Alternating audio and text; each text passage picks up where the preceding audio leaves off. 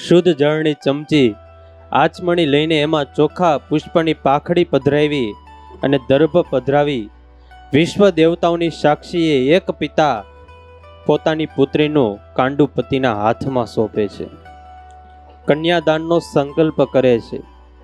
અને એ વખતે એક પિતા અને પુત્રીની વચ્ચે મુખ સંવાદ ચાલતો હોય છે.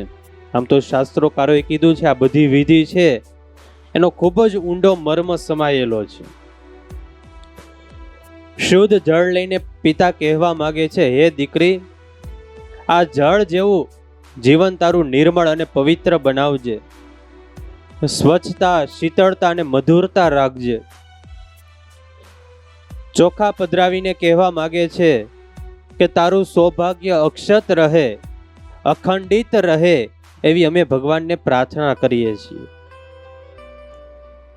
બેટા, પુષ્પ પધરાવીએ છીએ. પુષ્પ ગમે એવું સારું હોય પણ જો એમાં સુગંધ ન હોય તો એ પુષ્પની કાંઈ પણ કિંમત નથી.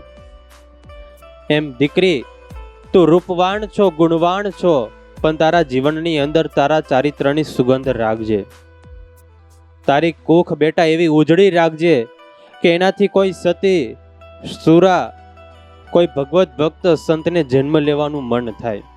અને દર્ભ પધરાવે. દર્ભ એટલે દાભડો, આપણે ગ્રહણ કાઢવા માટે વાપરીએ.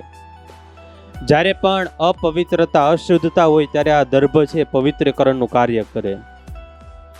પિતા કહેવા માંગે છે, બેટા, તારા સસરાના કુળની અંદર બેટા જ્યારે પરસ્પર અસંપ થાય, કલેશનું વાતાવરણ ઊભું થાય, ત્યારે એ સમયે બેટા તું પરિવારને જોડવાની ભૂમિકા રાખજે, પણ તું પરિવારને તોડીશ નહીં.